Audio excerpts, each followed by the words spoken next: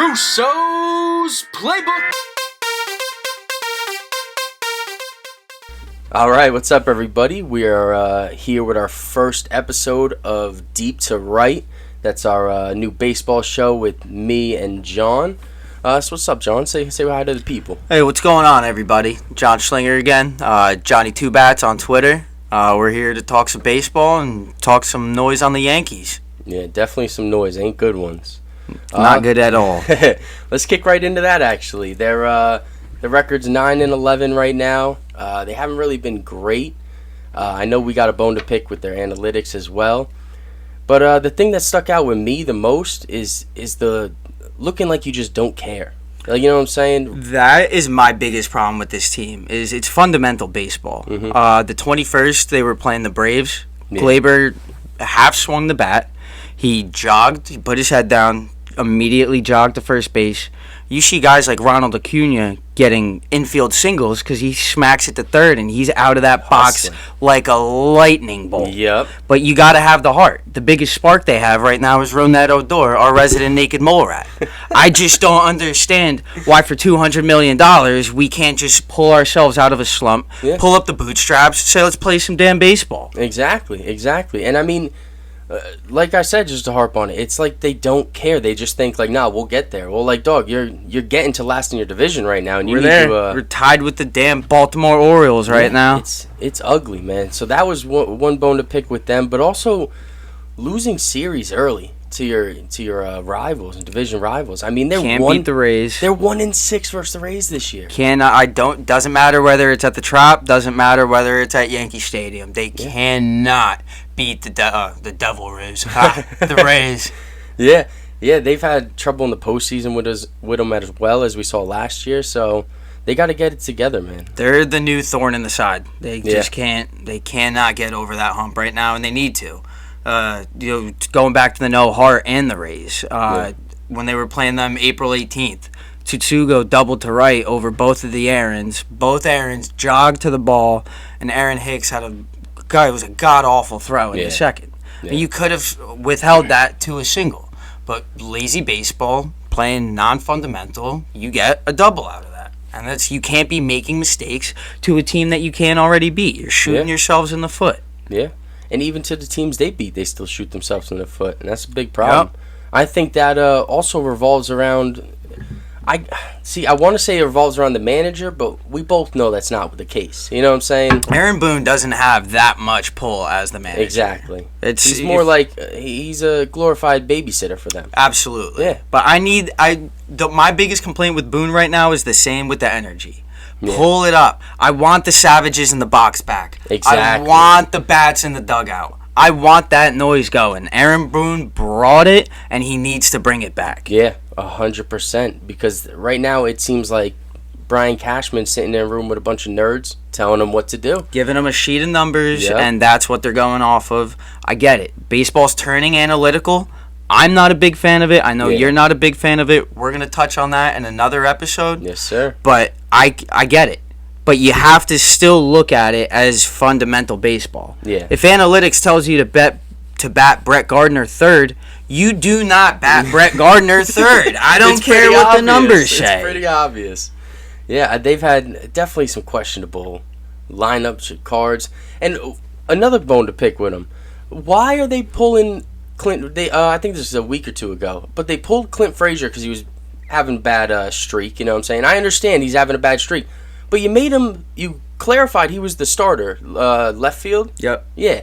So you clarified that for him in spring training, and then you pull him after this because he's having a bad start, but yet you're keeping Aaron Hicks, or you're keeping Sanchez or Judge or everyone else that's slumping. It doesn't make sense to me. While Higgy is raking, too. Yeah. So at least Gary's got a solid backup that we can replace him with currently. Yep. We're not sticking anybody worthwhile in for Clint Frazier.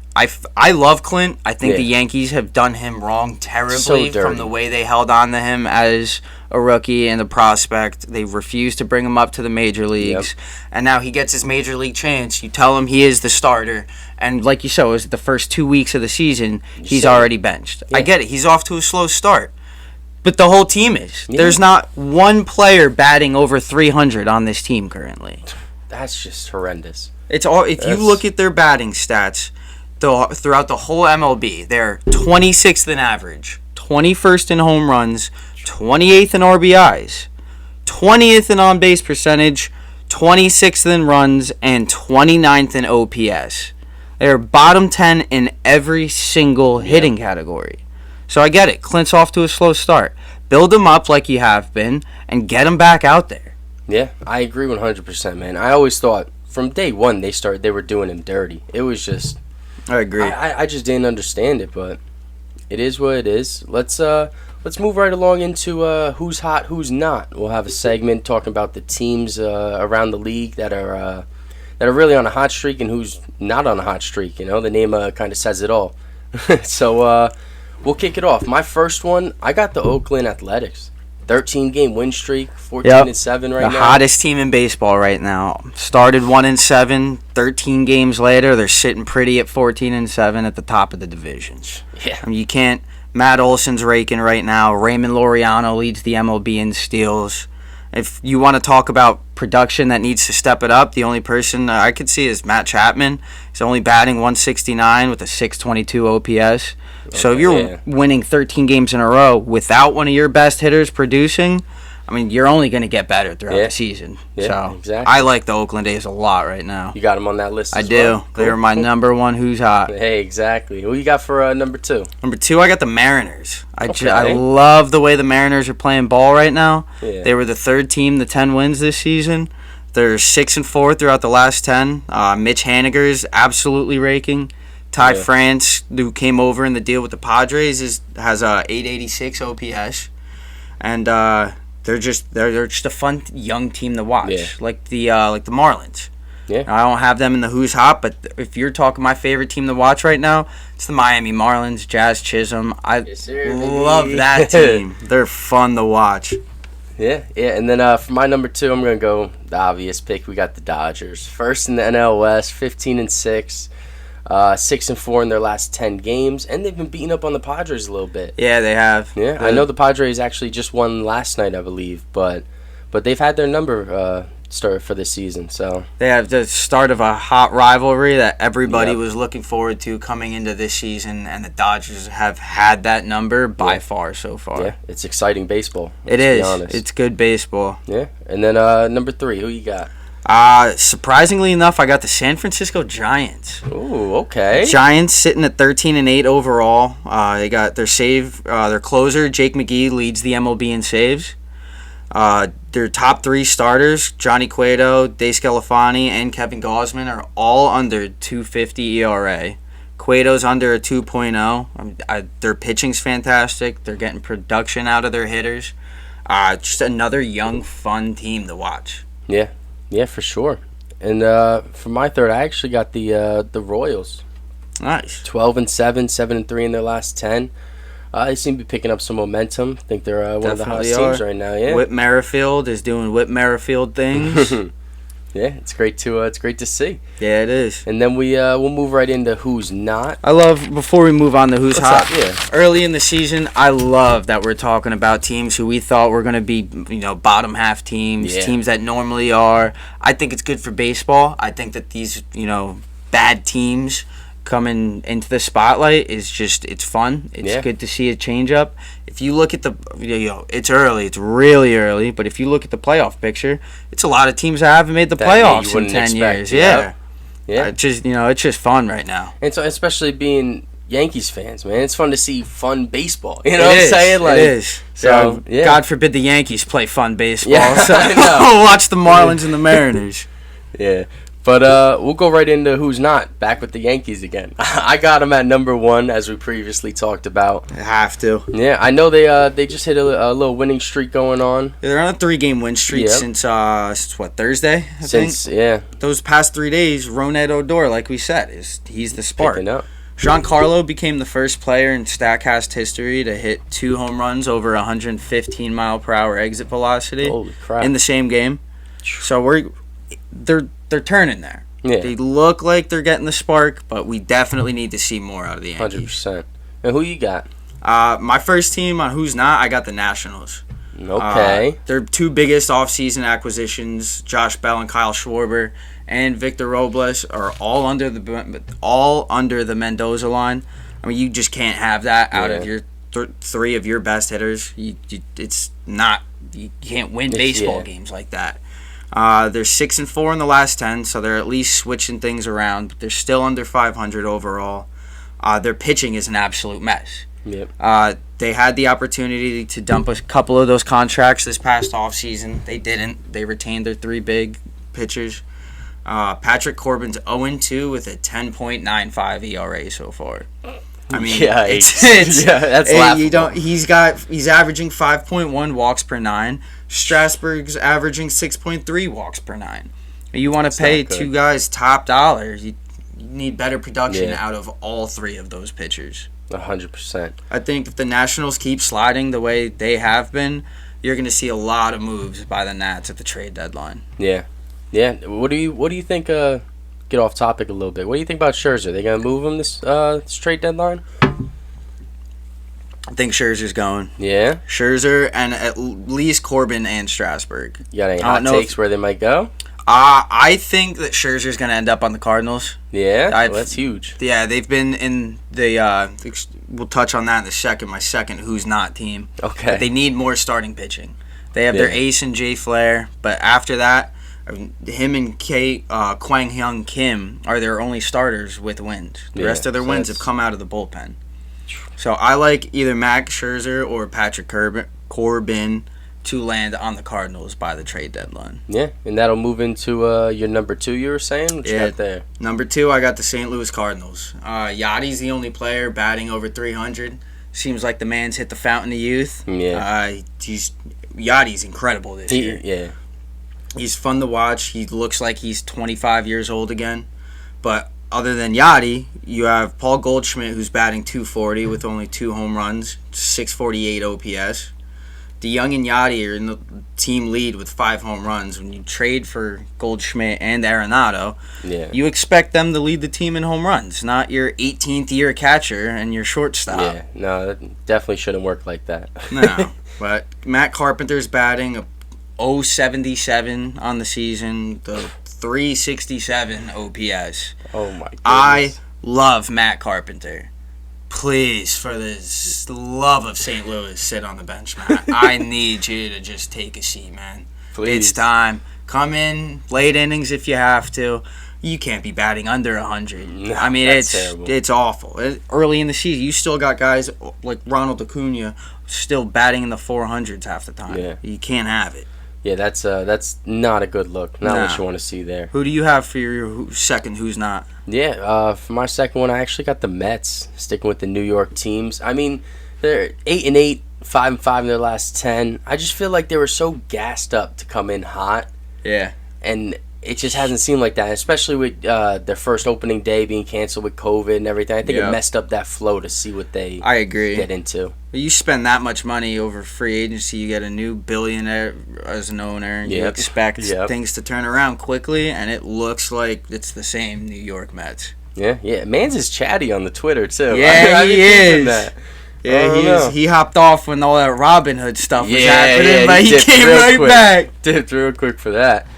But I'll get into my number 3. I got the Tigers, starting out 7-14, 2-8 for the last 10. I mean, they're just a bad team right now. They started hot. Yeah. But I think they're regressing back to where the Tigers should be. Exactly. Akil Baddoo, I love to watch. He's one of my favorite rookies. He's just an electric player. Yeah. His first swing of the bat in the major leagues went for a home run with his family in attendance. Oh yeah, I did see that. That was an awesome yeah. video. But I think the Tigers are just regressing back to where the Tigers should be. Exactly. And what you got for 3?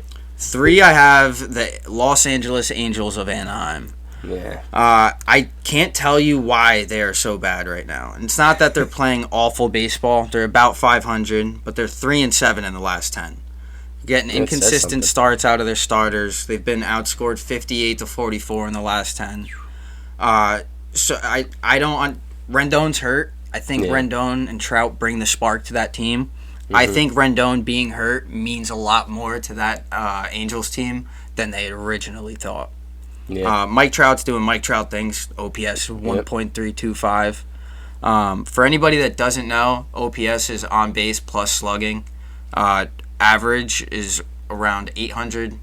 To put you in the top tier, you're going to want to be above 900. So given that it's early in the season, Mike Trout doing Mike Trout things. He's 1.325. Him and Trout and Walsh are the only hitters above 300 on that team. Like I said, you need somebody to bring that spark. Shohei Ohtani is electric. Mike Trout's electric. But you need somebody more. You got to bring it consistently. They're just not doing that right now. Speaking of Ohtani, I know you had that article out about what you think he should do. Raisel Iglesias already has 2 losses on the season. Mm-hmm. So if you haven't checked the article, go check it. Russo'sPlaybook.com. Russo's Playbook. There's a little spoiler. I think that the Angels should consider putting Shohei as their closer. It's a little out there. Raisel Iglesias is normally much better than he's been. But if you can bat Shohei all game, bring him in the 8th or 9th, and he's slinging it 100, 101, 102, you got Aroldis Chapman coming in the 9th with him hitting 30 home runs a season. It's ridiculous.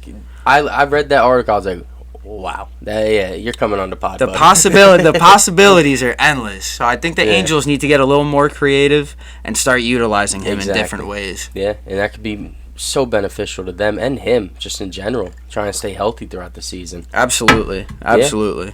But since we're touching on players, I wanted to move into another pitcher, full-time pitcher, Jacob deGrom. I mean, he's dominant. He's so good. And he doesn't stop. He had a career-high 15 Ks against the Nationals last night, I believe it was, 2 nights ago? 2 nights ago. 2 nights ago. So, I mean, he's just phenomenal, man. You gotta give it up to him. Hot take, Jacob deGrom, good at baseball. Good at baseball. My God. Yeah, no, he's seriously phenomenal, man. He is. I know you had a couple players you want to touch on as well. Yeah, I'd be wrong to not mention Corbin Burns. Yep. Broke the major league record for a starter to start the season. He's got 40 strikeouts and 0 walks so far in the season, which is just incredible. Yeah. He's got .37 ERA. He's the only pitcher that leads ahead of Jacob deGrom in ERA. I think one of the craziest stats about Corbin Burns is with the 40K, 0 walks, and a .37 ERA, he's 2-1 on the season. He has 1 loss. He's averaging 14.5 Ks per 9. He is out of this world right now. Ridiculous. He's Corbin and deGrom, top pitchers in the league. Yeah. Absolutely right now. Yeah, that's for sure. You have more players you want to touch on? No, deGrom was really one that stuck out for me. If you want to just keep ripping them off, if you had more. While we're still talking about deGrom, okay, I have this stat here. In 187 career starts, Jacob deGrom has allowed no more than 1 run in 88 of them. That's 47% of his career starts allowing no more than 1 run. Yeah, I'm about to clap it up for Jacob deGrom. Give it to the man when you need it. I mean, dude, it's real here. It really is. Come on, that comes from Matthew Brownstein on Twitter. Yeah, and I mean, listen, it could be great if he was anywhere else, but being on the Mets, you know what I'm saying? The team that needs it, like, the fact that he could just be great in a big market. It's just awesome to see. They've got the market for him, clearly, as a New York team. They need to start hitting for Jacob deGrom. Yeah, for sure. They owe him that. Definitely. Absolutely. But what's up? You good on the players? We'll wrap it up right there. The only other player I want to talk about is Ronald Acuna. He's that man. He's a bad man. Batting .394, 7 home runs, 16 RBIs, 1.3 OPS, 21 runs. I mean, he leads. You check major league stats every other day. He leads the whole league in about half of them. Yeah. Him and Fernando Tatis are good for the future of baseball. Just the simple things. You try and pick him off on first base, he's going to sit there and move out of your way, and he's going to be safe. It is everything that they do is professional to a T, and it's good for the sport, and I like to see it. And that, truthfully, circles right back to where we started, having fun and showing the fun side of baseball. Let the kids play. Exactly. Let the kids play. Exactly. And that's a beautiful way to wrap it up right there. Our first MLB show down. You can catch it on Apple Podcasts, Spotify, YouTube. You can read up on our blogs. John puts them out all the time, as well as all of us at Russo'sPlaybook.com. And we'll catch you guys again next week. Cheers, guys.